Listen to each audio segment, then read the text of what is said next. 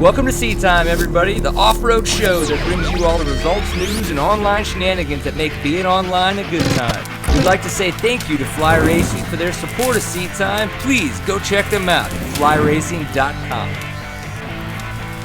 Welcome to Seat Time, everybody. Brian Pierce here, your host for this fine Tuesday evening. This is episode 223. 223. 2-2? Yeah, yay. But then the third... I don't know how we can make that work. We got 2-2, and then I'm a third wheel most of the time, so that could be a thing, right? We could make that work. There you go. I think that could be a thing that's going on. Of course, this is Seat Time, the online show for the off-road enthusiasts. We're going to beer drink and bench race our way through a couple of the events that have gone on this past week, talk about some of the stuff that's coming up. If you don't know or notice my guest, Mr. Kailub Ramsay, he's been on the show multiple times.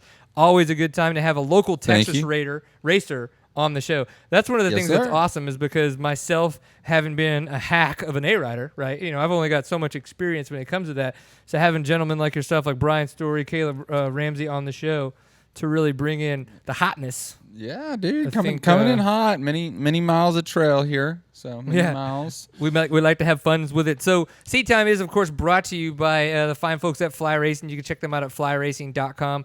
Do you wear any of the vintage gears per se of any of the manufacturers? In the summertime, I always run vintage gear for health reasons. Because I'm a wuss and I need to breathe. It's Texas. It's 100 degrees. Your heart rate's at 200. Yeah, you need vintage stuff. It makes sense. Now, I have to ask, because there's many a times I've talked about it on Seat Time, and obviously I'm talking about Fly Racing's kinetic mesh, but I feel the feeling this would be for all vintage gears of all manufacturers, that when you're like kind of like in the pocket, right? You're up there, it just crashes all up in the gas tank, you're not getting much airflow, but then you come out into the open section and immediately stand up, and all of a sudden your junk is just like there's chills. an AC on it.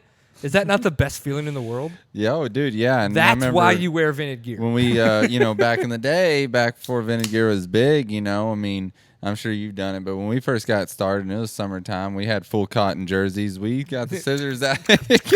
Yep. Punching holes in it, and whole 9 yards. So the rednecks did that because they thought it was cool. Yeah. We actually did it for a purpose. Yeah, but I mean, you can't do that. You never could in your pants. So, now that they got the full mesh in the pants is huge.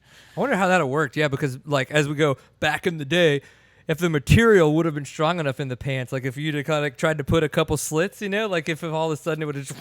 Some chafe city by the end of the race. You would have had, you'd be like, check out the dingleberries, bro. The just man, just that's a DNF. I'm out. A dingleberry DNF. I'm done. So flyracing.com is where you can go check out if you wanted to learn any more about kinetic mesh gear. But, of course, it is October. I mean, what is it? October 4th, October 3rd? Yeah, 4th, something like that. We're in October. So for some people, winter gear is going to be a thing. Now, if you didn't see the video that we did earlier this year, and by earlier, I mean like January, you can go see I did a review on a lot of the cold weather gear that I wear. Granted, a lot of it is the Fly Racing gear, but you can go check that out in the Tips for the Trail playlist. We'll go ahead and pop a link up at some point when I remember to put it in there, but you can check that stuff out, or more at flyracing.com.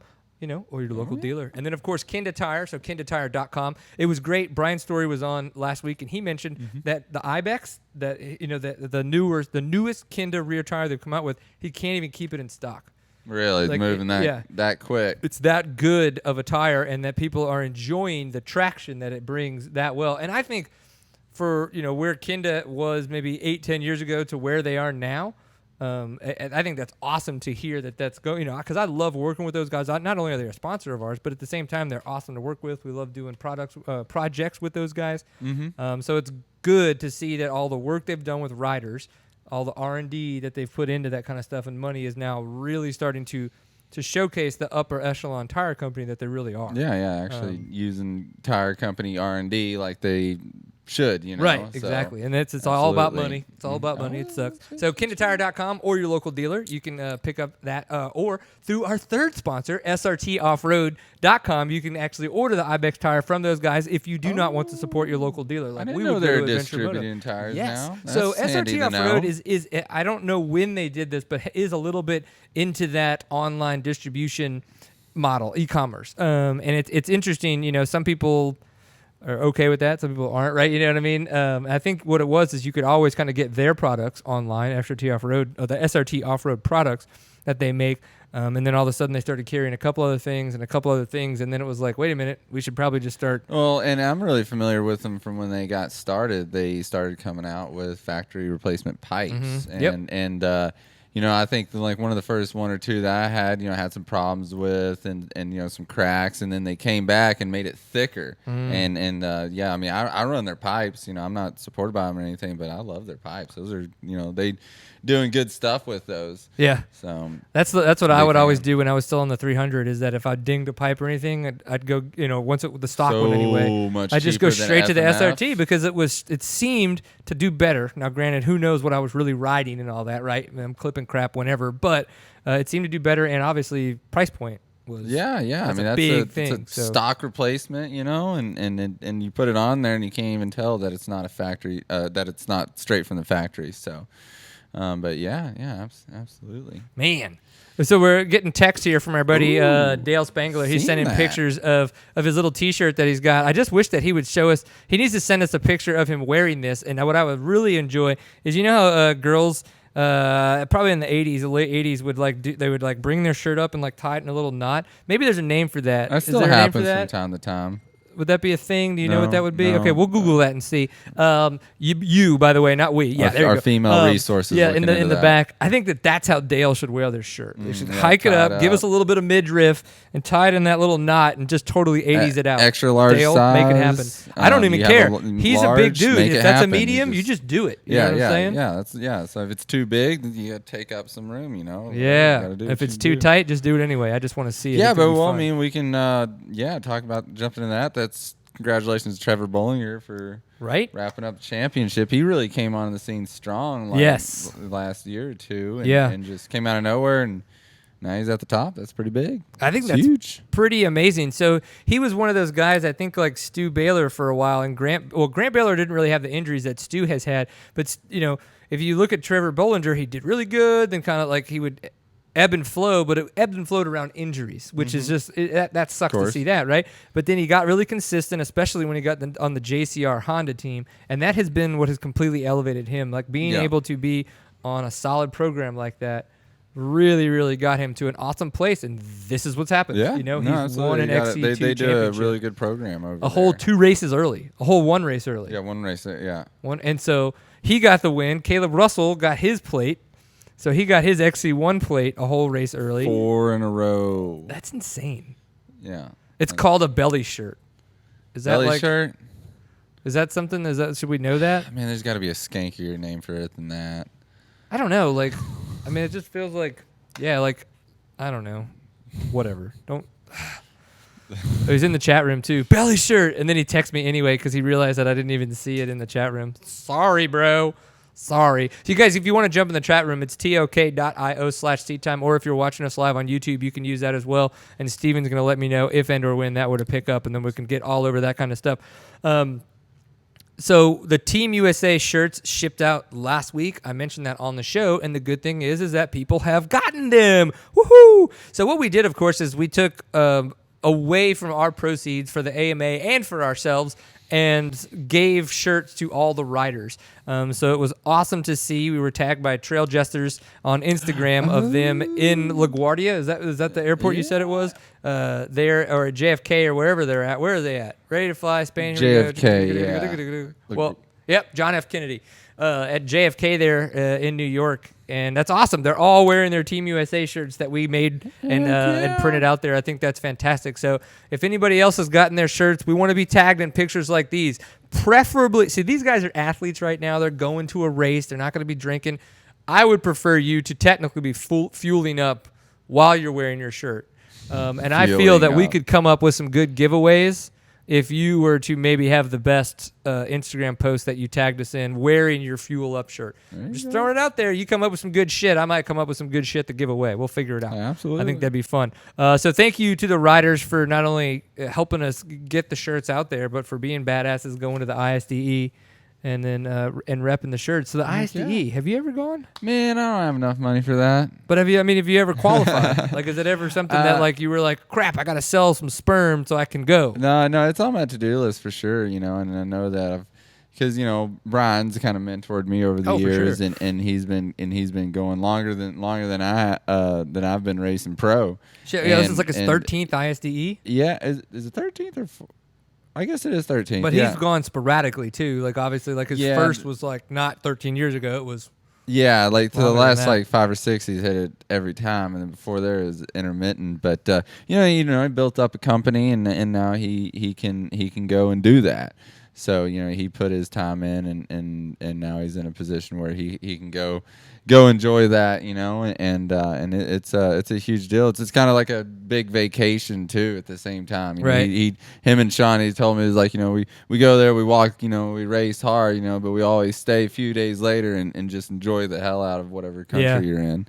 So that's huge, Yeah, and it's tough. When I was there in Germany, I ran into Brian Story and Sean, and man, like when you go as a helper, right? In that sense, like in the sense, like Sean going, yes, Sean is his wife, but as Sean being part of the AMA entourage, like she doesn't forgot about that. Get to like only help Brian, right? Like during bike build up and all that stuff, and walking the test, like you get a chance to kind of really be together. But it's like once the race starts, they kind of like give everybody jobs, right? So it's like, and they're like, hey, okay, Sean, you're at checkpoint, whatever, before they go into this test kind of a thing. And so she only really gets to see Brian during the day when they wake up and leave and go to where the paddock is. What the hell they call it? They call it something, Parc Fermé. And then she's like, well, he's gone. I'm in a truck driving somewhere. She sees him one time during the day, and then they both get back super late and meet back up. And that's when they get to see each other. Oh again. My god! And she didn't even really get to see him ride. Like most of the time when they're in those sections, did she sign up for that? It's kind of. What was your deal expected. Whenever you went in Germany? Was that 2011? 2012. Oh well, I went with Hooper, with Jason Hooper when he was still running digital off road. And so you went as a media guy. Yeah, he knew that I was really just wanting to kind of get more into photography, and we've been talking about that a lot. So he was okay with me coming on as kind of his photographer, even though I wasn't the digital off-road photographer, but he just put me on his media badge as the digital off-road photographer, and so I was able to go do, because Seat Time, I don't even know now if we would have the clout to be able to get something like that.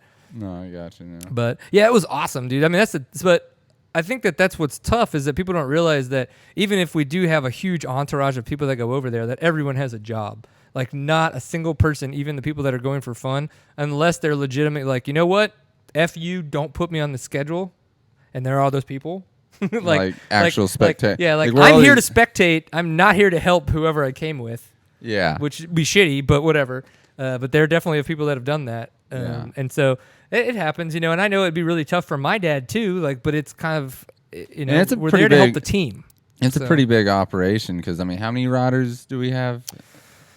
Well, we definitely have so now we got 4, 3, which is 7, and another 3, so that's 10 with the trophy teams, and then club we have 5 clubs, which is 3 riders each now, so that's 15. So that's 25 riders. Okay. And each person probably brings at least one person, if not more. Yeah. 2 or 3. And then you got Auntie from KTM. You got to have Eric Hula this year with AMA. They typically have some kind of doctor guy. I mean, so it's a 50+ entourage of people that are showing up at these events for every country for 2 weeks. They're all flying out now. Probably start walking the test probably tomorrow when they're all getting there, and then do that for a week, and then they'll start, and we'll end on a Saturday this year, I think, and then they'll have Sunday to party. Dang, it's heavy, man. It's gonna be crazy. Oh, so yeah. Before we get too weird, Steven, I see you have found something fun. Is that on the screen? It can be. So this is the kind of badassery that I'm talking about. See these guys right here? I've seen this earlier in the week. They went and bought Drew Kirby, the gentleman on the left, if you're looking at it, not if you're trying to be him. He bought this Sprinter from a dude that had decked it out in all of these amazing American-ish style stickers. And so they got their Team USA shirts on the day they went and picked it up, and they put them on, took badass pictures with an American flag, and just had a damn good time doing it. So That's the kind of badassery that we want to see, and tag us in that kind of stuff, and we'll pick up some badass stuff. Very nice, very nice. Yeah, no, I seen that early in the week. Oh, and before we forget, talking about the ISDE, who's playing Ryan Sipes? Well, even though the rumor mill is still doing its thing, we were speculating on this right off the bat.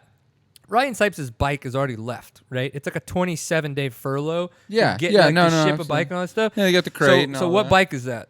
That's a Coastal Racing Husqvarna. Who's his teammate? Lane Michaels. Lane Michaels is doing pretty good. So let's send Lane Michaels. Okay. But now so that's the rumor, is that Lane Michaels is easily a shoe-in, right? That hasn't been officially announced, but he's got to be the guy that's going. Passports, tickets. Right, all that kinds of stuff. So, but what's he going to ride? Is he going to absolutely replace Ryan Sipes, right, on the trophy team, which he's a capable rider. He's fast, but he is, and he's been to the ISE before, but he's a younger dude, right? So is it better to give somebody like Stu Baylor a chance to be on the trophy team, because he would be more experienced at the ISDE than Lane Michaels, and then put Lane Michaels on the junior team, which to me that makes sense, but I don't, I know that Auntie and Christy and the whole KTM crew have their own, well, I say KTM crew, the team crew, right? They just happen to work for KTM also. But it's like Roger DeCoster, like he puts together the Motocross of Nations team. He organizes that, that whole thing. He manages that team, but he works for KTM. It's the exact same thing. Yeah. Auntie manages the team for Team USA at the ISDE, but he works for KTM, and so a lot of his cohorts that help him out, Christy and things of that nature, and I think Jen Kinman goes along sometimes. They all work for KTM too, because it's just easy. So there's not been an official. There has not been an official. And you talked to him, didn't you? Or you texted him or something? Who's that? Ryan Sipes? I did. I texted Ryan Sipes. So what happened? I can tell you. I mean, like, I asked him. I said, "Hey, can I say what you said?" And he said, "Yeah." So, but the biggest thing is that it said it right in the press release kind of thing that was there on Dirt Rider, is that he was going to do his typical warm up for what a GNCC is. Now, what's a typical warm up for a GNCC? That's jumping jacks, like that's my biggest question, because the GNCC doesn't have a test track. They don't have a loop, and I mean that stuff. So if you think about what we do when we go warm up, we go find some part of a field, right, somewhere that we're probably not really supposed to be in, and we do find some trees, do some figure eights, do some turns, stuff like that, get the brakes, making sure everything's just moving, the forms, that kind of stuff. And most organizations say you're not supposed to be doing any pit racing, right? And a lot of the times, like, if they wanted to be hard asses, they could consider that like pit, not pit riding. I've seen it happen. And so at the GNC, apparently that's kind of the idea of what happened, that he was either going to do those kind of warm-ups somewhere, or he was doing them. Well, he said he came around came around a truck, and I don't know what truck. It may have been the Husky truck, it may have been another truck, and there was a rider coming, probably maybe doing the same thing that he was doing, some kind of warm-up edges, and he was like, I need to lay it over. So he laid it over, and the guy, whatever he did, he rolled over his arm. Remember, kids, just go straight to the starting line. Just don't dork around. Straight to the starting line.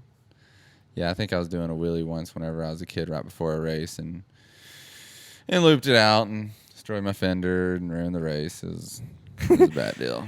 So we got Rob Mitchell in the chat room, which he does the Rob Mitchell's films and all that kind of. The typical warm up is a goon session in the pits in a free spot in the parking lot. The Sipes deal was bound to happen. So I mean, that's exactly. Yeah, I mean, it makes sense. I mean, it's very unfortunate that it had to be Ryan Sipes, the guy who won overall first American ever at the ISDE last year, for a chance to come back and do that and help the team win its first ISDE. But of course, how does luck happen? That kind of a thing. So that sucks. And Rob would definitely know much better than us, because of the the amount of GNCCs that he's been able to beat. How many have you been to? You've been to a handful. I did one, and I cried and almost threw up, and I said never again. And just the one? It's a 3 hour, 26 minute, and I was running third in 2:58, and this was back in 2010. And man, that third hour was probably the worst thing ever. I mean, gnarlier than the last man standings I did. I mean, it was just I love going hard, and I love going for a long time. I'm sure you do, Playboy. The third hour, though, is just, that's just not fun, That's kind of why I'm taking, why I like local off-road. We run 1 to 2 hours, and then, the Enduros, you get a nice break. Yeah. So I'm the same way. Like, I love the Enduros, and I typically enjoy a good 2-hour hare scramble. But, man, yeah, I can only imagine that 3 hours. Even the GNCC I did the 2-hour one, and my hands blew up because I'm that guy. But it happens. It's what it is. I liked Dale's question in the chat room. Based upon how this season has gone, what are your XC1 and XC2 predictions for 2017? Keep in mind riders moving up like Bollinger in XC1.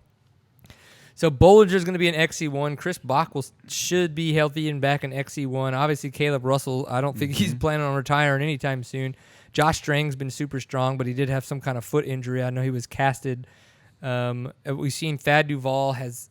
Thad's been going fast. Yeah, going really fast. Like I don't know. Like the only thing I know that Kailub Russell does different than everybody else is he's on the whatchamacallit program with Ryan Dungey. What's the trainer? Aldon Baker. Is he really? Him and Charlie Mullins were both on the Aldon Baker in the Baker factory. Oh, wow. And so, I mean, is that it? Like, I don't know. I mean, okay, you know what I mean? Like, he should be getting burnt out in 2 years. Right. Or now. yeah, 1 to 2 years you get burned out. Yeah, so, I mean, who knows? Like, that's crazy if that would be the thing. I mean, I'm not taking away from the fact that the guy's a phenomenal rider. Like, I mean, I think all these guys are phenomenal riders. There's just little things that they do different and or better. You know what I mean? And it's just crazy, like, to be able to have talked to Thad, to have talked to Josh String, to talk to guys like Ricky Russell and Grant and things like that, and they're like, we're all trying to not let Kailub Russell come out first from the third turn, right, of those starts where they S him, because he's like, we are all mentally defeated if that happens. Yeah. Like, because it's just crazy to me to think that he has that kind of a gap on the whole field, but he does. I mean, 4 XC1 titles in a row and 4 dominant ones. Right. And this is one that he started the season injured because of the ISDE with his knee last year and the surgery and the recovery. He started the season and did okay, but didn't win. Started the season, the second round, still did really good, didn't win, and then since the third round, he's just been kicking ass and taking names. Yeah, he's been killing it. Yeah, it's almost getting old, like watching Villapoto and Supercross a few years back. It's like, oh, Villapoto got the whole shot. Boring. Run away with it. So what do we do to liven this up? Do we put, as Steve Mathis would say, we put nets so we can get bigger berms at these events? I think it sounds fun. Very nice. Okay, let's see. I don't see anyone moving up to XC1 getting into the KR String Duval battles. I would agree. If Beta has their stuff worked out, I'd like to see Ashburn on a good program and in the mix. Seems like Lane Michael and Craig DeLong battle in XC2. Ooh, that's a good one. That's a good one for the XC2. Now, granted, I would love to say that I followed the GNCCs like super close. The last time I did and knew kind of what was happening in the A classes when Grant Baylor was in the A classes and winning and about to go to the XC2 class. But right now, I don't know who's doing really well in the A classes that could potentially be moving into the XC2 classes to kind of compete, like they're saying, with the Lane Michael, Craig DeLong mix of dudes. And so, but I like the fact, I think he's on to something with the KR, Strang, and Duval. Those really do seem like the guys. Now, we've seen Ryan Sipes up there, in the top 5 easily. Ashburn's been on the podium. So to his point with the beta program, I as well would like to be able to see that. But how strangely inconsistent has the beta program be for anybody? They always seem to hire somebody before the season and then they're not together by the end of the season. Or they pick somebody up in the middle of the season and then they're with them for a while. Like, I have no idea what goes on in the background of that, but that just seems to me to be the strangest program. For the fact that, like, I think when I really started paying attention to it was when Chris Bach was on it, and then he just randomly left or was randomly fired. I really don't even remember, and it's been that way since with Corey Buttrick. Then we got Nick Davis. Like, I mean, there's been Still trying to. Jesse Grom. Sorry, Nick Davis is on there now with Jesse Grom, and Nick Davis is on now. Like, it's been weird. Yeah, people coming in and out. Yeah, I don't know, but turnover rate. Yeah, and a lot of it sounds like it has to do with bike setup and testing and being able to do this. And I wonder if it's just one of those situations where Beta, and I have no idea on financials or any of that kind of crap, but their Beta just doesn't have enough money to do overt amounts of testing and R&D and legitimate like A/B testing. Well, I don't know. That's such a good question that you say that, because I mean they're a huge powerhouse in Europe, but they don't have a real big hold in the market in the U.S. But they are making an effort with their factory team. They have been, and they've been upping it. And this, we got Drew last week. So I mean that's really interesting. What you say is like, how much money are they putting in R&D over here in the States and whatnot, and what are they getting out of it? Because I mean, no offense to those guys, but I mean there's not that many people riding Betas around here, and they got a factory team, going after championships. It's kind of lopsided, and it's one of those deals too. What's interesting is KTM. Like, think about what. 15 years ago, I think even 15 years ago, KTMs were orange-ass bikes, and they were starting to take over off-road, right? Straight to the PDS, swing arm, all that kinds of stuff, right? This? But it wasn't until they were racing Supercross and winning that people in the United States really started to pay attention to them. In the moto track, it was off-road guys. 6-7 years ago, nobody was riding a KTM. It was at moto the guy. track. It was off-road guys at a moto track on their orange bikes, right? So, is that kind of a thing? Is that? I mean, no, that is the thing. We don't even have to ask that question. We know that if you want to say that you have a legitimate stake in the United States, right? If you're probably being extremely profitable in the United States as a motorcycle company, you need to have a bike in Supercross. Have a team there, and you need to be in the top 5, if not winning championships. Now, do they? Oh God, I forgot about the Teagan Temple thing. Thank you. So, is that? But with a program that's being run the way theirs is being run, and I'm trying to say this without sound. I'm not judging anybody. I'm going off the facts. You know what I mean? Like, I don't know any of the behind the scenes voodoo, right? Right. I'm just going by press releases and random team joinings and things like that. That's never going to get you to a point where you're going to have a top 5 finisher in a Supercross race, right? So that, I think, it seems like there are a lot of management issues still that need to be worked out. Because we know Jesse Grom is still fast. He gets on a KTM. He's comfortable. He's still going really fast, right? I mean, we've seen Corey Buttrick on the KTMs. After Beta, still riding well, still doing really fast. Chris Bach, actually, on JCR with Honda, still riding really fast. Like, all that stuff, like, they're not bad riders. There's something there that is. Don't forget, 90% the rider, 10% the bike, Brian. All right, don't be. It's all mental. Don't be all good. But to that same point, I mean, yeah, like, but if we're all just a bunch of fucking head cases.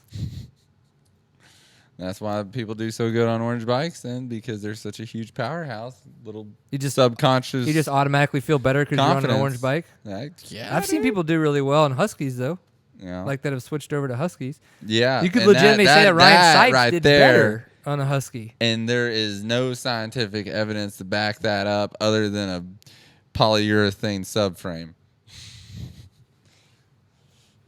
They're the exact same bike, so you know what I'm saying. They do have internal differences. Like if you ride them back to back, you'll notice the differences because they port them differently. All the bikes are ported differently. The suspension is valved differently. Well, I knew about the valving. I didn't know about them actually porting them different. Yeah, especially even Husaberg. That's what Husaberg was doing, and they were the same. Like you could have said the same thing about Husabergs. They were KTMs with the different name, kind of stuff. But if you rode the same model side by side, you could feel the differences, and there's subtle. More than just maps. More than maps, and so it's gotcha. But I mean, and I think too, as Husky continues to evolve, I mean, I think that they've done a great job with what they've done with the brand. But as they continue to evolve and make money and move around, that they're going to slowly make that gap a tad bit wider. I don't ever think it'll be huge because I think what they're doing is smart as hell. They're using certain parts of the manufacturing process and doubling up on the money, right? Like the steel frames. If the frames always stay the same, that's saving so much money. If the swing arms always stay the same, so much money. Like that kind of weird stuff. I don't know. Let's see. Coastal seems solid. Agree. Andrew or Craig battling. Toth has stepped up for sure. Oh, Josh Toth. Holy crap. That's such a good point in the XC2 class. So with Nick Davis, golly, Nick Davis so he's on the beta team now. Well, he was either let go or quit. I honestly, again, being this far away, press releases the way they're written, nobody has a fucking clue what actually happens. So they're not together anymore. They got a divorce on Facebook, and the status update did not tell me why. That's what happened. How long was that? Or what was he on there? He was on the XE2 on the 250s at the FXs, and so he didn't make the full season and is now on the betas. But they picked up Josh Toth, and Josh from New England, from the Rippas, and he's been killing it on that bike. Yeah, he's killing been really good. I don't know how Rippas would say it, but I'm sure it wouldn't sound like my high, whiny voice. No, I talk to New Englanders a lot at my job, and I can't impersonate them either. Just Yankee. No offense to our northern viewers. But, yeah, he's been doing really well. But what did you say about Tegan Temple got dropped? Yeah, so I forgot about that, too. Tegan Temple being dropped on the beta team. So I don't know. So oh, that's funny. I texted Drew that, and I was just joking around. I didn't know that he actually got dropped, though. Like, ooh, that's what I'm saying. Like, and again, it sucks because, like, and not that I want, like, that's, like, I don't need to be the guy that's in the rumor mill, right? That doesn't, I just want some actual levity with what is going on. Like, no one's honest with any of this kind of stuff. It's just get like some juicy gossip out of Drew Higgins. I don't even need the gossip. I just need people to be honest. Like, everyone wants to write these press releases that sound so political and that don't make any damn sense because they're trying to have this legal battle with themselves and their egos about how much, and what's going to affect the company and this, that, the other. Where for myself, I'm like, I'd rather you tell me the honest truth, and I'm going to like you more as a company because I know that you're always upfront with me and you're never going to hide anything. We need to know who initiated the breakup, the rider or the team. Right? This is important facts. It really is. It's just like a Facebook status update when it's just like, so-and-so's no longer together. You're like, no, that's not what I want to know. I want to know what happened. Who put it in whose butt? Did he touch you? Did you get the dolphin? Dude. Not even. Did it get weird? No, I've never heard that. That is awesome. You've never given him the dolphin? My mom's done that to me like a million times, and I never knew there's a word for it. That's awesome. Why is your mom giving you the dolphin? No, dude. He's like, Dude, that's awesome. Oh my god. All right, so what's next so you're on saying the... she just always says yes? Is that like yes, you never get to know? No, it's more of like a non-verbal look. It's just, the squinty eyes. That she gets. Oh, you don't even need to get the verbal. Just does the Asian eyes, and then it's, I know, You're like, not Saturday night. Got it. Next weekend it is. YouTube chat for Kailub. What? What are you telling me? YouTube. How does that work? I'm not going to lie. Honestly, it's hard to be honest if I'm being honest with what? I feel like he had somewhere to go because it was kind of funny because he was like, lie, honest, honest, lie, honest. And then he just went ...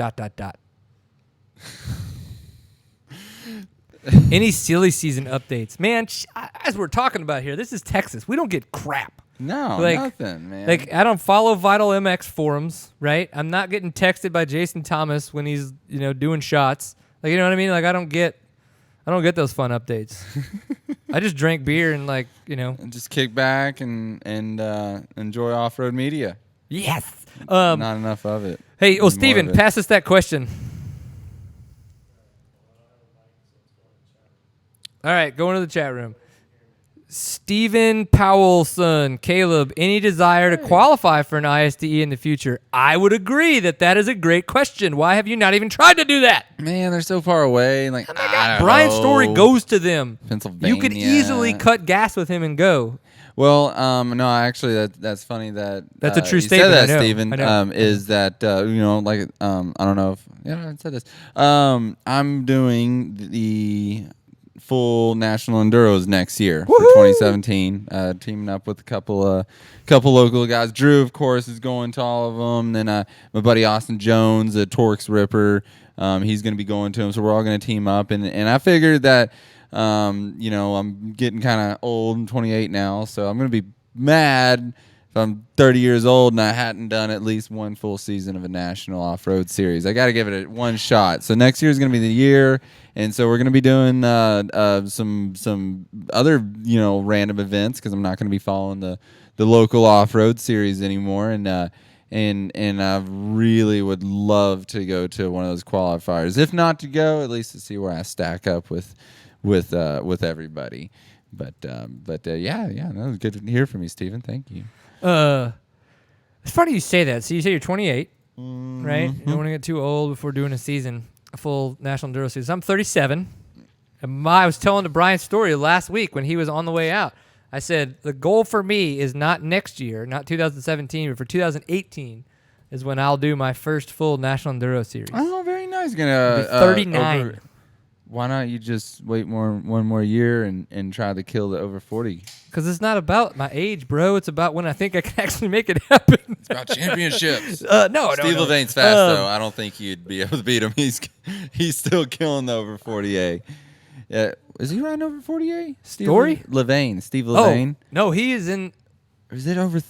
Well, that's a good question. I want to say over 40, but now I'm sitting here. I don't think he's over 40. I did the 30A class at the National Enduro in Louisiana. I got second, and I did not get second to Stephen Levain. So if there's a 35 or 30, like a 35A class, he might have been in that. Maybe. If not, he was in the 40A class or an Open A.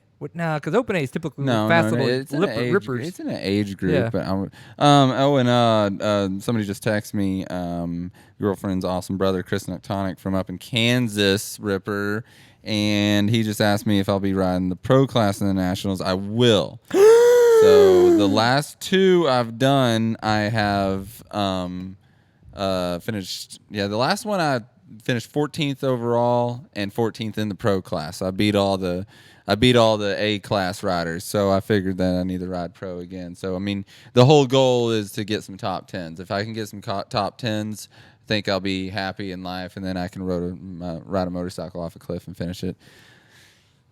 Just kidding. It's so much more fun when you get older.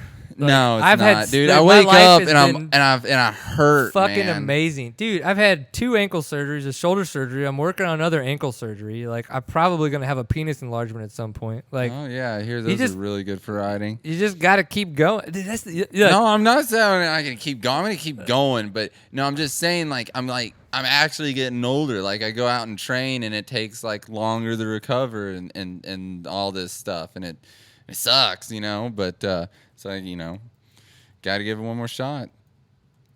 But thanks for tuning in there, Chris and Tonic. Appreciate you. So it's even more fun if you guys are in the chat room. There's some weird shit to talk about. TLK.io/seat time. It's talking about Kawasaki coming back to GNCC next year. Oh, factory? Yeah. Very nice. Well, about time. That Kawai's going to be there. That doesn't mean that it's going to, Suzuki's back, but they're with Obermeyer. And not that there's anything wrong with that, but that's not like, they have factory Kawasaki sponsorships, right? But the bikes, but it's not the factory team, right? I don't know. Really is like, back in like like we were talking about before the show started in 08, 09, Yamaha and Kawi, they had such good contingency. Yes. And then with the whole crash of 07, 08, they pulled a lot of that contingency. It hurt guys like me.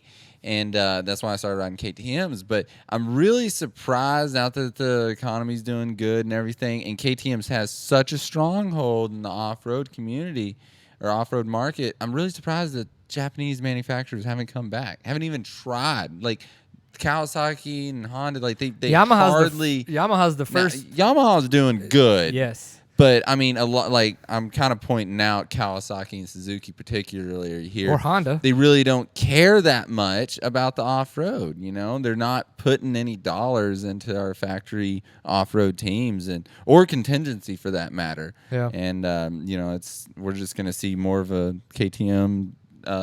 Husqvarna monarchy in the next few years, probably. Yeah. I mean, you got to think about it though. They would have to have an insane platform to try to think that they're going to come into off-road and take on KTM and take on now Husky as well, because they're getting a huge bump from being what's happened with KTM. And so what we were talking about though, what do you need to do to be successful to sell motorcycles in the United States? Simple. You need to race Supercross. I'm going to say no, simple. I'm going to sound like a broken record here. And then you go into their old archives in their factory and pull out all the molds for their 252 strokes that they were making 10 years ago, put them back into production. Bam. Off-road sales go through the roof. Well, what do you think Yamaha's done? Yeah, you know, exactly. Again, talking about Honda, Kawasaki, Suzuki. But yeah, no, Yamaha still selling 125s, and that right there, that makes me sleep better at night. Makes you feel better about yourself? Somebody out there, Japanese manufacturers making 125s, and that's good. Need more of that. Somebody was talking about gas in the chat room. One of the things that I wanted to say is congrats to Jubal Brown for his promotion with Gas. I think he's gonna be a team manager, general manager, something of that nature. But at the same time, like, this is another guy that's just been busting his ass, riding around. You know, it's like Eric Kudla. He was a guy who made money that paid the bills. Like, that was it. Dude lived paycheck to paycheck and like almost race to race, right? Mm-hmm. But it's paid off for him. He applied for the job at the AMA, and I know for a fact he is overqualified for that job. The amount of knowledge that guy has when it comes to putting on events, especially off-road stuff, that he's gonna do so much awesome things for a group like AMA Racing. Now, I think the same thing about Jubal Brown. That guy has been all over the place, raced at the ISDEs. He's been an off-road fanatic for so long, and now that he's on at Gas, I mean, it's going to be, I think, to have that wealth of knowledge, and he's a younger dude. You know, they're still in their mid to late 20s. So. Oh yeah, and I was about to ask that if Brock Hepler was still riding for Gas, which is, I mean, if you had told me that in 2009, I would just laughed until I cried. But it's awesome that homeboy is doing some riding, some safe riding, because wood riding is so much safer than on Supercross. But yeah, who's that just said that? Brock Hepler and Johnny Barber. So Brock Hepler and Johnny Barber. Johnny Barber's been on the show. Brock Hepler, we've talked with him a little bit, but so they've both been riding Gas as Johnny Barber has for a while. Brock Hepler has for a handful of years, not as long as Johnny Barber. But so Johnny Barber is kind of like a regional race captain. Like, he's kind of put together their race team. Mm-hmm. And so that's slowly growing as Gas is kind of like coming back into the States. But 2017 is kind of their year that they're starting to make a bigger appearance again in the States. And so with the way Brock Hepler's been riding, it would be awesome to see Gas support Brock Hepler at the National Enduros. It doesn't even need to be like a factory deal. He's gotten some top 15s, you know, and just being realistic, that name alone is huge. If he's getting top 15s, then yeah, he should definitely get some support, because that's turning a lot of heads. But you know, and if Gas is coming back, I hope they can get their you know, the only problem I had years ago with them was, you know, their distributor over here for parts was kind of sucky, but it's gotten a lot better. You know who else used to be sucky getting parts? KTM. That's right.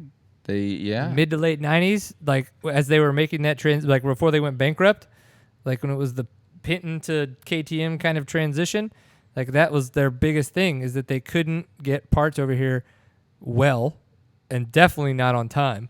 Yeah, and they Joe Schmo's warehouse, and they got bought out. And then they got bought out by somebody who knew how to run a company that wasn't just a moto fanatic, right? And made it an extremely successful company. And those are some of the things I think that we all kind of like lose sight of, is that in the long run, these are businesses. You know, you can be a moto fanatic and enjoy this kind of stuff, but if you don't think about the business and the way what the business does, and in this case, We're talking about parts. It's like when you don't have those people in the right places to make the right decisions, to make sure that shit that needs to be shipped from Austria over to the United States in that funnel doesn't happen properly, you're not going to have a successful business, right? Mm-hmm. Yeah, maybe that's the key that gas has had that issues. Betas have had that. That's what I was gonna say. Maybe that's their thing. If they can get good parts distribution over here, they can get a better stronghold in it. KTM did that, and maybe hopefully we'll see that. I want to try something. Oh, check it out, sweet. I just think I didn't realize. Sweet, I am totally entertained for the rest of the show. This is amazing. Let's tell the viewers what you're talking about now. So wait, hey Rob, jump in there really quick and tell us what's going on for 2017 with the full gas sprint enduros, because that's gonna be cool. Have you had a chance to do one of those yet? I have not. I've heard nothing but good things. I have too, and I really do want to attend one. It really is coming down to money and time.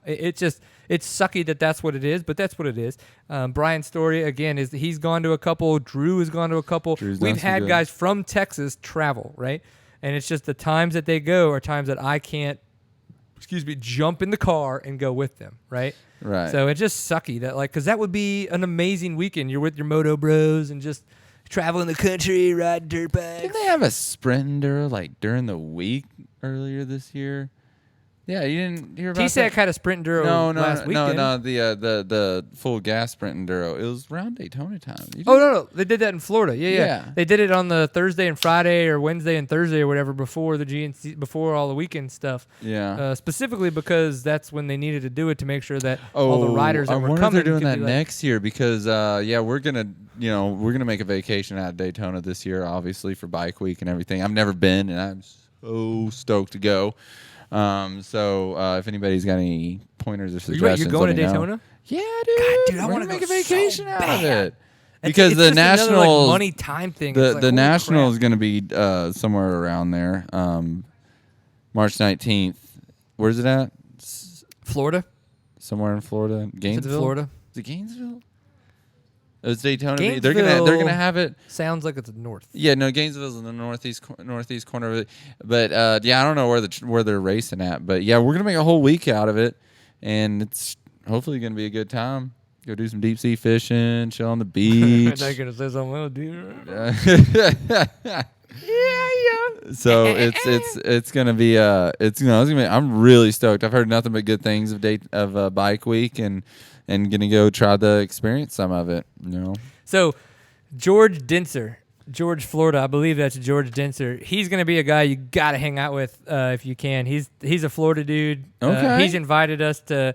Now I don't know if he'll invite you to stay at his house, but he's invited us to come down there and hang out and stuff like that. But I know that he could show you a good time in Florida, and just some of the stuff. I'm sure more of the beaten paths of things that people don't know that are going to be badass of Bike Week and things of that nature. Yeah. I would love to do Bike Week, man. Yeah, I definitely have to get some inside scoop, because if I'm sure it's not something you just show up and be like, oh yeah, let's go get a hotel. You could be the on-site seat time reporter. Oh, dude, okay.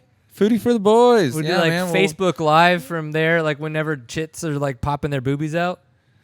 You run up next to him with Facebook Live on. Brian, I'm not allowed to do. I'm not allowed to do things like that. Why not? You're doing it for seat time. You're not doing it for yourself. You're not doing it for your own benefit. You're doing it for ours. Yes. It's for the seat time, honey. Now, what if it was her? Come on, just put it out there. It's just happening. It's weird.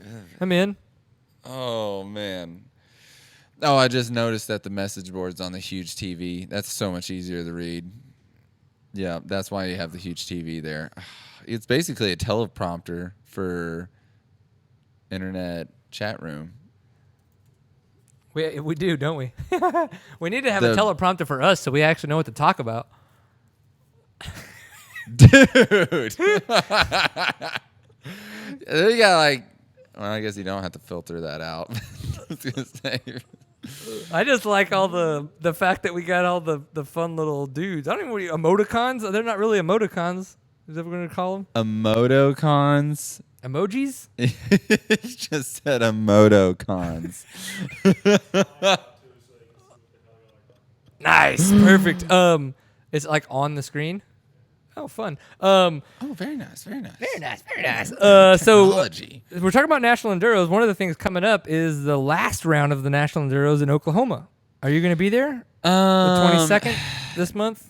What is it, TCCRA, baby? Oh, we got going for that 13th off-road championship. It pisses me off so much that the Texas series literally don't give a fuck. I mean, about any of the national circuits. Yeah, none of them. It's the closest off-road race, and it's that's not really good. The Louisiana National was a TSEC race. A TSEC race. The Texas Enduro Series scheduled a race on the same weekend as a National Enduro 5 hours away.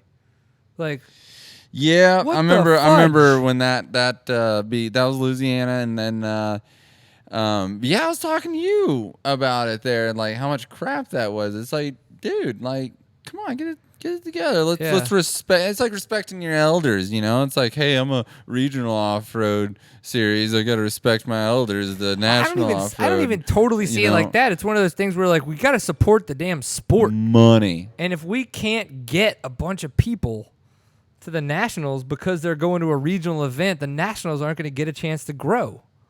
And it's just kind of shitty if you know what I mean? Like, we've got all these Texas riders that could be going to these events and selling them out. But the national in Louisiana doesn't sell out. The national in Oklahoma doesn't sell out. You know why? Because Texas series people don't want to put all their races on those weekends. And then you got people up in the east that can't make that far of a drive. It's like, you know, Pennsylvania for us, you know what I mean?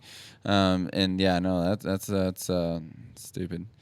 The new policy not sending U.S. riders. Must have gotten the beta down.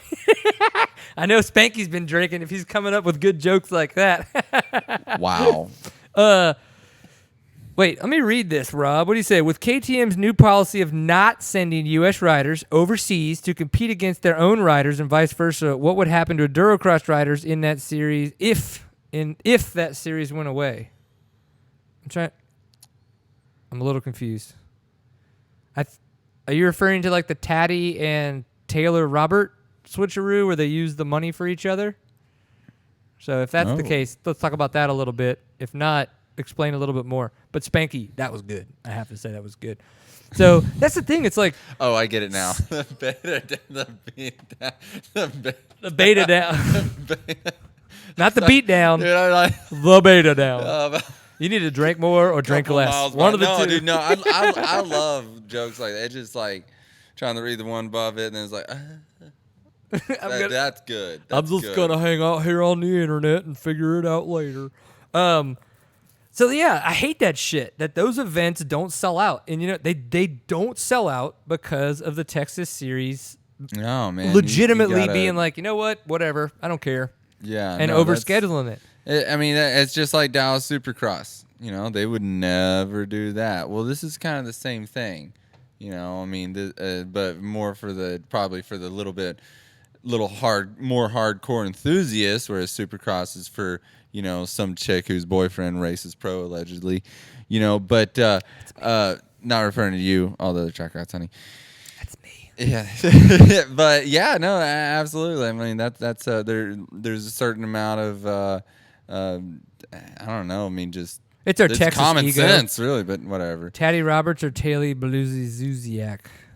Dude, this guy's just like, if Taddy Beluziak and Taylor Robert had a kid, which last name would they have? You can't do that to dyslexic guests like me, man. You start getting he's like, I can't handle it. I can't handle it. It's too much. So I'm gonna be at the National Enduro in Oklahoma.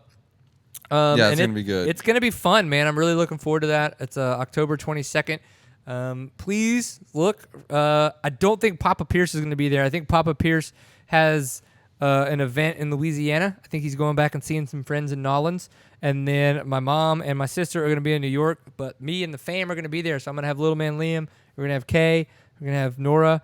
And we're going to be, and my wife, obviously, Tamara. We're going to be having a good time. And, yeah, I haven't been to the Zinc Ranch. I'm really looking forward to being up there and just kicking ass and taking names. And by doing that, I mean riding my motorcycle, not actually winning anything. Oh, man. Dude, come on now. There's always a win to be had. And then 200C or the pro class. I mean, there's always a win to be had. Peyton Buck wants to know what's your favorite series in Texas, and you better not say Torn, motherfucker. Oh, no. Full disclosure, Torn's my least favorite. I'm just wondering. And that's only because they'll come out and tell you they don't care. They cater to the amateur rider and don't care about experts or pros. And that has been said to me word for word. So Torn's on the bottom of that list. TCCRA is kind of like, I mean, this is their 45th year. They're the most prestigious off-road circuit and, 300-mile radius. That's why they schedule their races over National Enduros. 500. I mean, they're the most but I mean, it's a nonprofit. You have a lot of people involved. Decisions don't always get made correctly, like in our government. And, so it's kind of... Because it's technically for nonprofit. Nobody's supposed to, get paid, but they do. Well, the promoters make money. So... But that's it. It's not really... Yeah, I get it. They got to pay the landowners. But anyways, to answer that question straight... TCCRA is always going to be on the top of my list and bottom of my heart because that's what I grew up doing. But I have nothing but good things to say about the TORCS series, which I won last year, and I'm currently leading the points in down there right now. And actually, we were down there last weekend for a race. The lady friend and I had a great time. What's that, honey? Oh, yeah, I'm leading Saturday. See, they got 2 pro races. It's really cool. You can show up, race pro on Saturday. You show up, race pro on Sunday. 2 separate championships, totally different people that go for it. So, I mean, it's really cool. So I won the Saturday series last year, and I'm winning the Saturday series, or the Pro 1, they call it, this year. And man, they run an awesome event down there. Always have good grass track, always have good woods. They'll throw in moto and endurocross if they have it. And then they do podium for everybody on Saturday. And then they do podium for pros both day with the bubbly. And if you catch them on the right day, that bubbly's cold and tastes good after a good race. Yeah, you're like, if you catch them on the right day, and by day we mean earlier in the weekend, so Saturday. Hey, you got some foodie of that, don't you? We do. Steven has the footy. There's a picture somewhere. Maybe you caught him off guard. Oh. You caught him off guard. Yeah, let's see There's a picture, bro. It's up here. Austin Jones is pushing you hard every race. Ooh. Who is this dude? Peyton Buck. It's got his name. Why would you even ask that? Look next to it. Yeah. On, are you flustered now that somebody's like, Austin Jones is in your butthole? No, Austin's awesome. But the thing about Austin is homeboy kills it in the mud. I mean, in dry slick, that's my thing. That's because that's all Texas is. But the race before last, he finished right freaking behind me. I think the last race last year, did you dolphin him? We battled to the finish again in the mud. But man, if it's slimy, that dude is fast, man. But he needs to talk to Eric Kudla, because Eric Kudla legitimately asked us on the show how to ride mud, because he moved from the desert in California to Ohio. Well, you just sit on your rear fender. Everybody knows that. Right.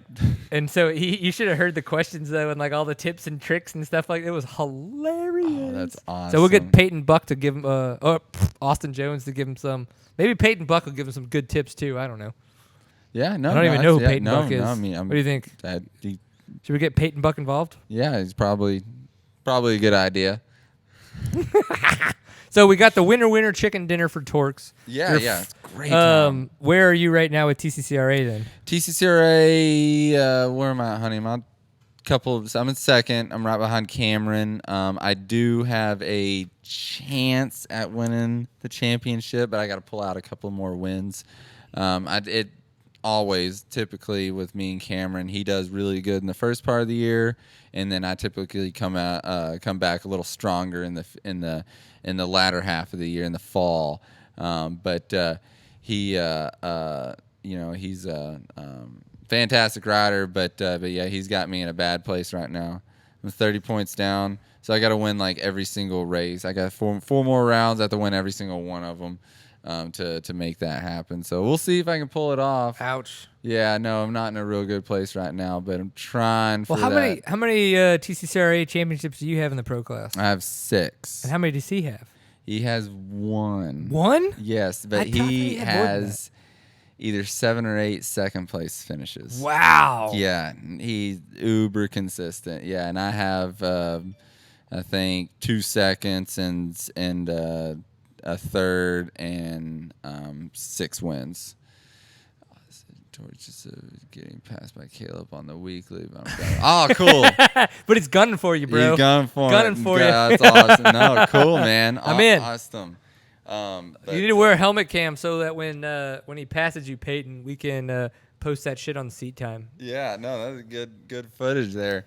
But no, okay. So I didn't. I thought I heard that name before, and I thought he was a TORCS member. So yeah, so he'll relate. You know, they run a great series down there. They really do.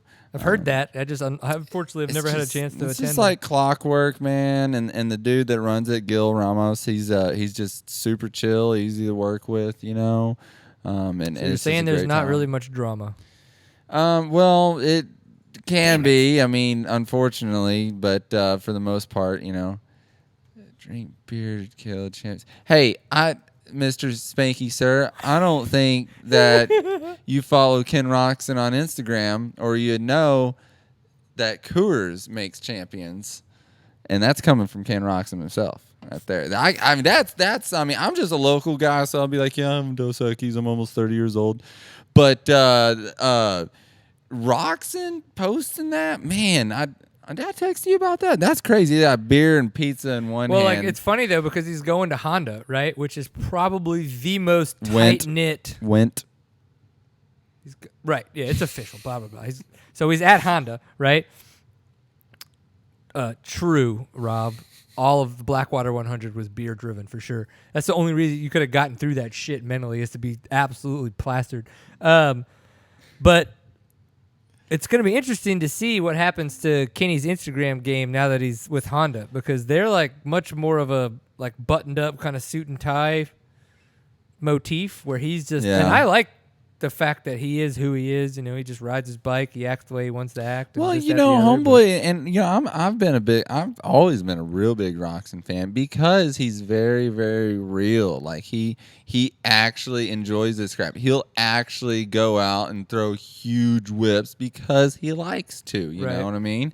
And that's I do that when I sleep. And that's why I'm a big Dungey hater. Some of you might know I'm just not a big fan of Dungey at all. Well, you can be not a fan and you can be a hater. So are you not a fan, or do you like legitimately like talk smack? No, I don't hate on anybody so that's a world-class rider. It's just okay. Big not a fan. Yeah, because you know his whip to win ratio is just completely absurd. But his $1 million checks to yours. Hey man, there's a lot of people out there without money that have no dignity, okay? I don't want to get started on that. That can throw mad whips? Dang it. Man, I've seen one poster of him throwing a whip, and then last year I think we saw 2 finishes with some not even flat whips. Well, I mean, like, you know, how many times have people been like, holy shit, that diesel. Oh, fuck yeah. But the diesel always gets it done. Dude, oh man, he's a diesel, bro. You didn't grow up in Weatherford and see those douchebags racing their trucks down Main Street, okay? Talk to me about diesel. I think we need to have a seat time field trip. Oh, dude, George Foreman, he got it figured out. It's champions unfucking touchable. Were made by beer. I would be. I think he might be drinking. George might be drinking. So, speaking of seat time field trips, we are going to have a seat time adventures field trip. So, December 12th and 13th. Actually, I think it's the 12th and 13th. It's probably going to be the 11th, 12th, and 13th. So, it'll be Friday, Saturday, and Sunday. If you would like to come do a mini seat time adventures with us, we're just having a fun ride. It's going to be at Barnwell over there in Gilmer. What are we doing? So it's just come ride, drink in the evenings, wake up with a hangover if you want to get that bad, and go videotape people doing stupid stuff. Todd Slavic will be there to make sure that everybody can wear their big boy panties and have fun. Thongs are encouraged. What weekend is that? Second weekend of December. It's like I think it's the 11th, 12th, and 13th. Does that make sense? Does that hit Friday, Saturday, Sunday, madam? 9th, 10th, and 11th. Those dates.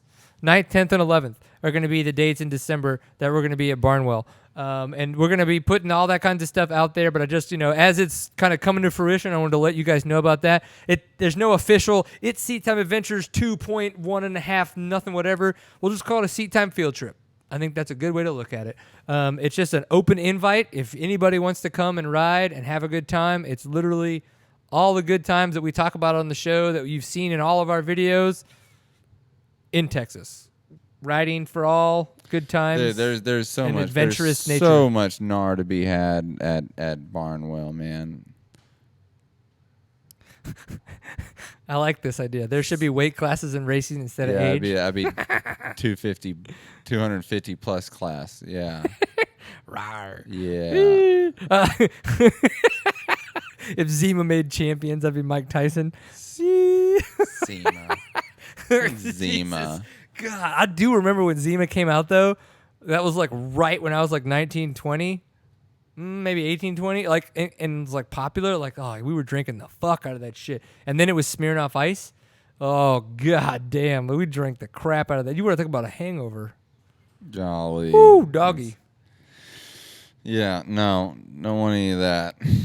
All right, so. What's next? I don't know. What do you want to talk about? So here's I got one last little thing before we wrap up. It all. Endurocross. And I want you to be honest. Have you in the past followed the Endurocross series and paid attention to what goes on? No. Okay. So in that regard, why is that? And it's okay. There's no right or wrong answer. I would say just like with, the struggle with a lot of off-road and keeping up with the the national circuits is just a lack of media. And it's hard to watch the race and or get into it, especially live. I mean, I don't even know how you can even watch them, to be totally honest with you. You know how you can? No. You can't. Oh. So here's the thing. Like podcast it, something. Series like Endurocross sold out. Well, let me rephrase. Series like Endurocross had a press release that said they sold out in Arizona, right? I don't know if that's true, right? That's a press release. Who knows what those numbers really are, right? In that kind of regard. Well, we know for a fact that the first 3 events were very poorly attended, right? They're banking on having people watch that event. Like their idea of making money is having those events post-recorded and produced and put out on CBS at some obscure time and DVRs and things of that nature, right? Like that's the expectation. But there are so many people, I mean, including us, that have considered cutting cable and that have cut cable. Like, so the thing is there are so many amazing ways to get immediate content out to your followers, right? Oh, yeah. Make an app. Make an app. You don't even need to make an app. Everybody's made an app. Yeah. You don't need to make an app. Put it on one of the apps that everybody's absolutely already got. There are so many. So for me to have followed Denver Endurocross this past weekend, which is 13 hours away from me, I had to pay attention to Craig Thompson's, who owns SRT Off-Road, Facebook feed. Not his SRT Off-Road page, not any other shit, his personal Facebook page to watch when he would go live during events. How shitty is that? No, man. There's an easier way. You know, I mean, you can make it easier for people. There's this I don't know who's in charge of making that, but I mean, we put a man on the moon. Okay, we flew a plane around the Earth. We will be on Mars soon, bro. On solar power alone. Okay, and we can't air Endurocross to the boys. Like, come on. Man, you got to get the foodie to the boys. I like it. Yeah. But and to your point, Dale. So Dale says Endurocross will be okay. They just have to reinvent themselves. Look at Arena Cross. I love that idea. What you just said there, fuck yeah. Reinvent themselves. They're still a new idea, though. They're not. They've been around for over 10 years. Like over 10 years. That event has been happening in Vegas for so long. No, baby. But at the same time, things come and go too quickly these days, and that's part of everything. And so racing will soon have that same thing, just like a lot of the tech stuff has. Sure, it's not going to be as spontaneous, but it will still be happening quickly. So I think with Endurocross, that's like the perfect small series. It's even smaller than Arena Cross to be extremely in the moment. Like, you need to have like 2 or 3 people that are super, super intelligent when it comes to social media, and they need to team up. They need to have a fucking plan. They don't need to go, hey, Craig, can you like hit up your Facebook page and go like Facebook Live some of this stuff? I don't know. That's what actually happened. I think Craig just realized that nobody was doing that and was like out there doing it, right? Well, they got cameras out there. What are they feeding? They're not. I mean? They're going to tape. Tape? They're going to tape, and they're doing a post-production that goes to CBS 2 months later. Jesus. Exactly. Awful. That's the fucking problem. It's just so stupid that we've got to rely on riders. Riders are getting posted up on Instagram faster than any of the series. Press releases come out, and they're irrelevant at that point because of the fact that riders are getting all this stuff up there. Guys like Craig Thompson, which thankfully is getting this kind of stuff out there. What's crazy is I know all these guys. Sean Finley, Eric Pernard, Lance that's running. I mean, I know all these guys. They know all this stuff. They're just not doing it. So right. I don't know if the series is in a place where they just legitimately have no money, right? Their budget is so tight. They can't bring on 2 to 3 interns that could pay 2 to 3 interns. 10 to...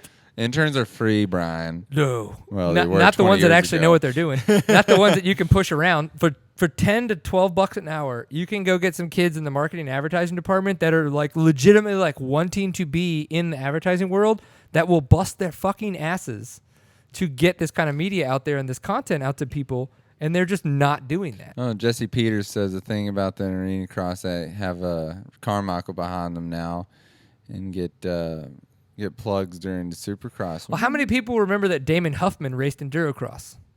What? Yeah, exactly. Damon Huffman had the plate in Endurocross, the number 1 plate in Endurocross.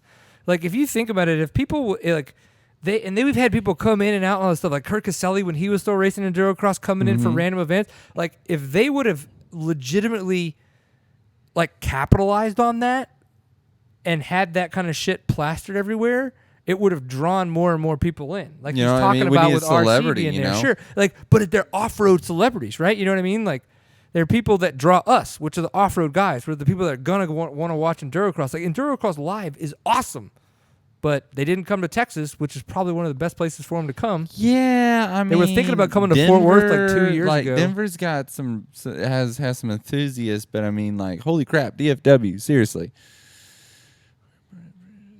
You're absolutely right.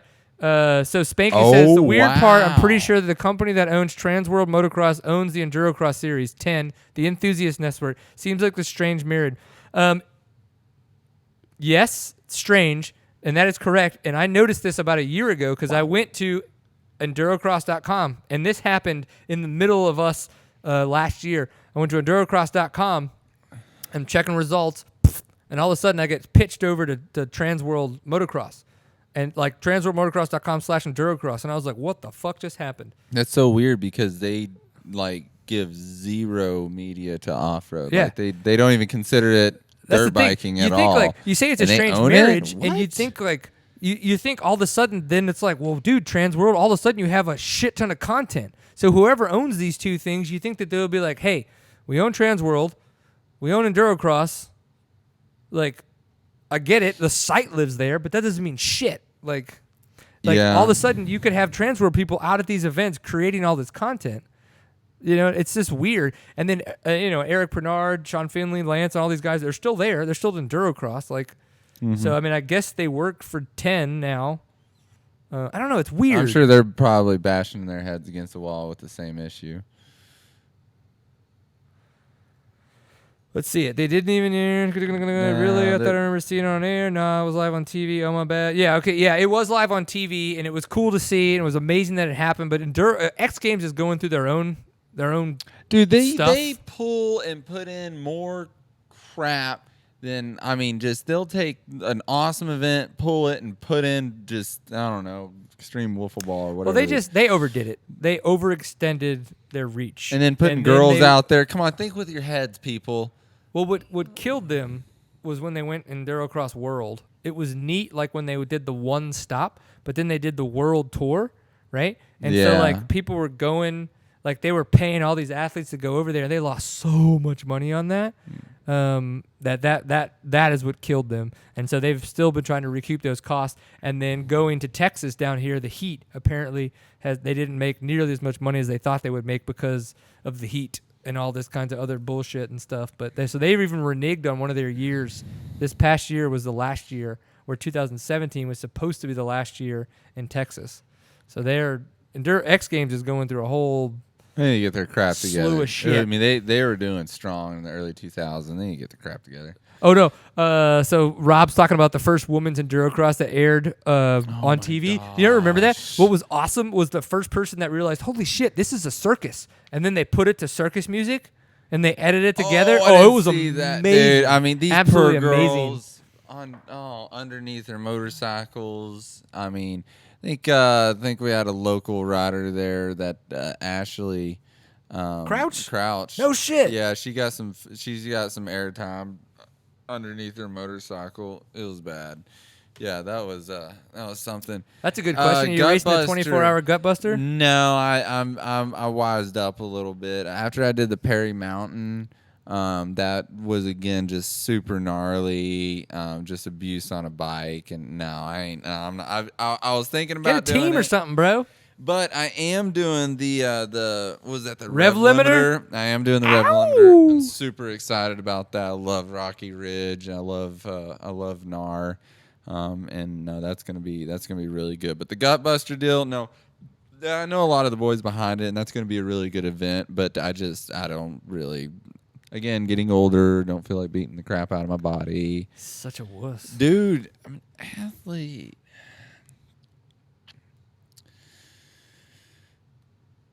That's a solid point, Mr. George from Florida. Endurocross needs to decide if it wants to be an Endurocross, mini Supercross, or Enduro. This airing shit out, single cut in line is not a good product. That's interesting, yeah, because you see that a lot, because I think a lot of guys look at the track and immediately go, okay, cool, which obstacle can I turn into a jump and not have to ride through? Well, that's what it was back in the day, and then whoever's designed the track kind of got on that and was like, oh, maybe more people will watch it if they're jumping through the air. And it's like, no, more people want to watch it if it's gnarly. But see, I guess they're trying to get those. I think more riders want to watch it when it's gnarly, and I think more outside the industry fans want to watch it when they jump more. Okay, well, now we're just evolving towards Supercross. Agreed. I'm not disagreeing with that statement. Stop arguing with me, Brian. That's completely true. So no, absolutely. We probably need to bring back the log that almost decapitated a couple people. Okay, so why is Super Enduro sick? You know why? Because they don't have the same track builders. It's a local club that builds the track every time, right? And I think they get a certain stipend to build the tracks. And so they get fucking creative because it's not their day in and day out job. What happens in your 9 to 5? Sometimes shit gets monotonous, right? And you're kind of like just doing the same old thing. Well, when these guys that are club dudes get a little bit of money and they're allowed to go crazy and build tracks, it's cool stuff. It's a little bit more fun and a little bit more entertaining, right? Mm-hmm. But the thing is like we've been complaining about this as Supercross forever. That's why Steve Mathis keeps saying bring in nets so we can get the cool bow turns back, right? Because Supercross has just gotten kind of lame because it feels like a lot of the same tracks. And again, this is the racers speaking, though. Like, we feel that way. The typical people that kind of watch Supercross that maybe don't ride, they're still like, ooh, they're jumping big jumps, and it's good for them, So it's really interesting. But I think that Endurocross does have a huge stagnation problem, and in many respects. I think for the tracks, I think for the way that they cover their events, and I think for the way that they promote themselves. Absolutely. I don't know whose problems those are. You know what I mean? Like, again, I've mentioned the people that we know, and they're still involved with Endurocross, and I don't know if they're like budget constricted. I don't know if they don't care. I don't know what it is. Eric Bernard doesn't seem like a guy that doesn't care to me. Like, I'm sure and those other guys I'm don't sure they either. have their reasons for it. Yeah. But yeah, I don't know. So it is what it is. European fans love some off-road and a lot of other styles of racing that fall flat in the States. Yeah, that's for damn true. Like the ISDEs, you go over there, you got beer gardens, you got, the fucking things are lined with people. You know, I mean, I'm not a big fan of Europeans per se, but you know, they love the gnar. They really do. Like gnarly off-road is such a bigger deal over there than it is over here, and you know, that's awesome. So I'd love to, you know, hopefully I'm in a place in my life where I can go over there and get some of that. Qualify, you know, for the ISDE. Well, I was gonna more say like Erzberg or something, you know, like that. But if you never been to your place, that's the one thing I do love with the chainsaws. Like they always bring, they either take the chains off, right? So they still have the blade on, which is nothing. Or they just take the blade completely off, so it's just the chainsaw motor, and it's just like, and they just run around with them? Yeah, dude. Are you serious? Have you never been to a fun event? No. What? Who shows up to a race with a chainsaw? The people that want to have a damn good time. So there's some two-stroke enthusiasts there. There's have you never brought a Vuvuzela to an event? Oh, yeah. What is it? It's a noisemaker. Yeah. That's it.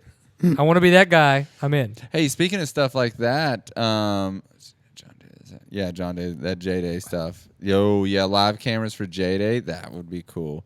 Talking about chainsaws and stuff, that reminds me of something. What's your let's getting off topic here. What's your take on the spooky clown situation that's overcoming the nation right now? Should I know more about this? Wait, do you not? Nope. Dude, people are just like standing in the woods with clown outfits, and there's media's freaking out, and police reports, schools are going on lockdowns. Have you not heard about this? Steven, should I have heard about this?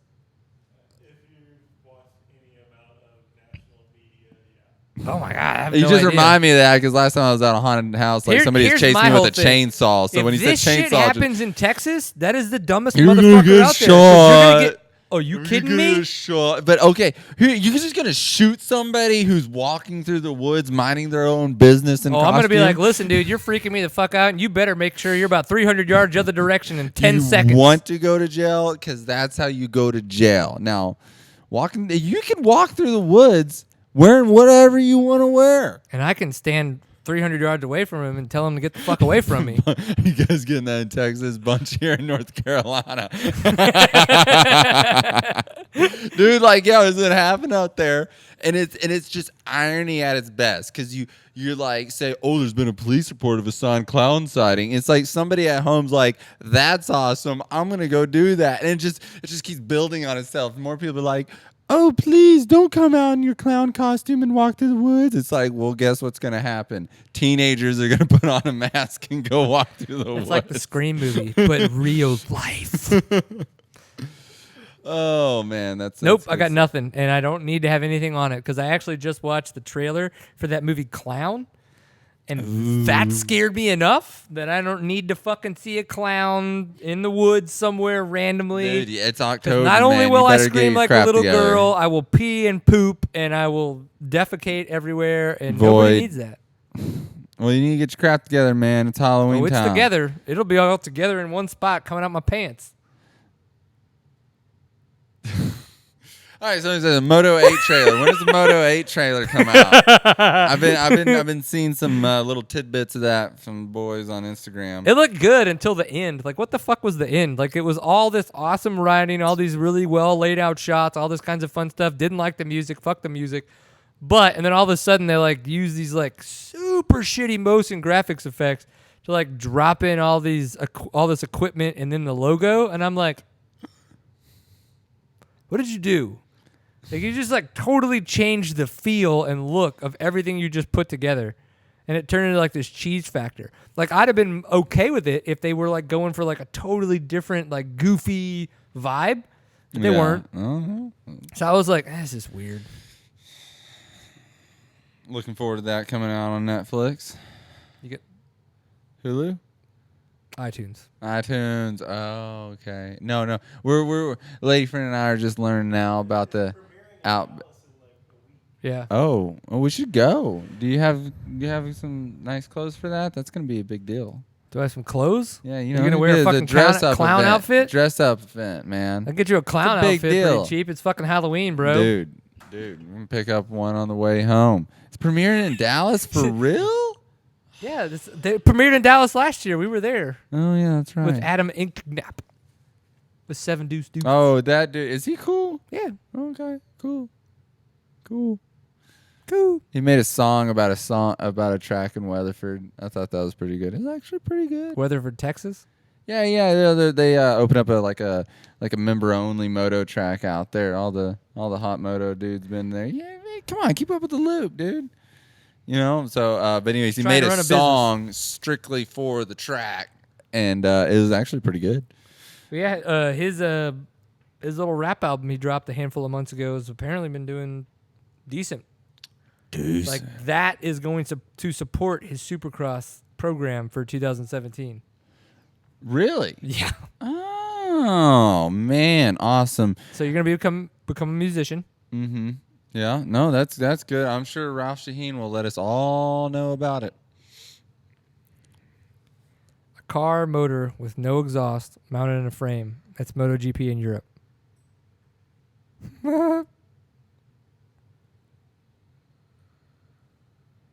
Yeah, I would agree about the 30 minutes in Mazda Beta. It's all going downhill from here. All right.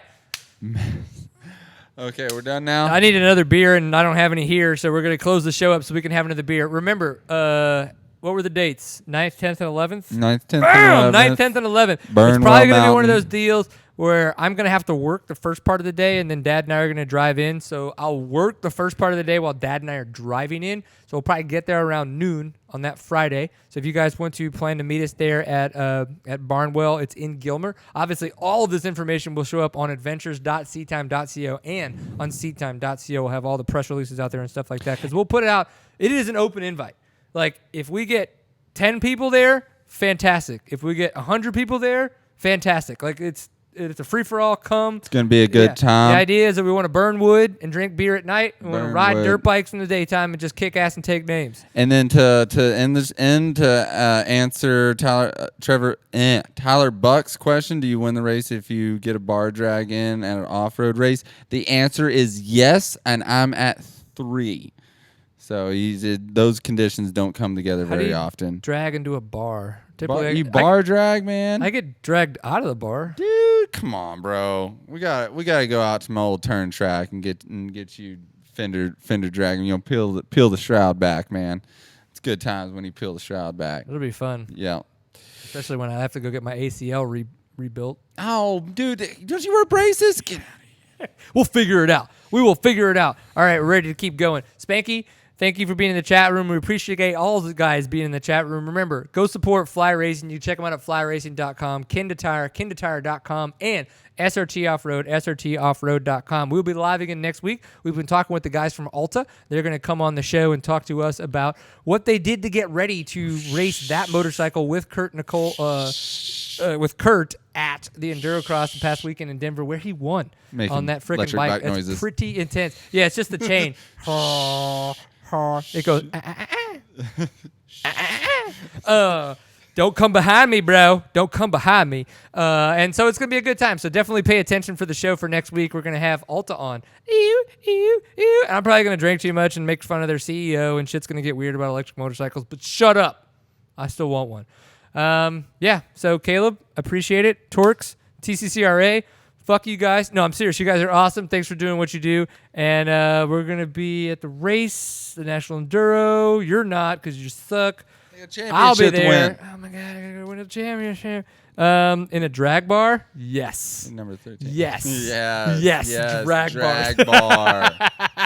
It got weird because my pants are off. Bar drag bar. I'll see you again next week. Bye. It off, yeah.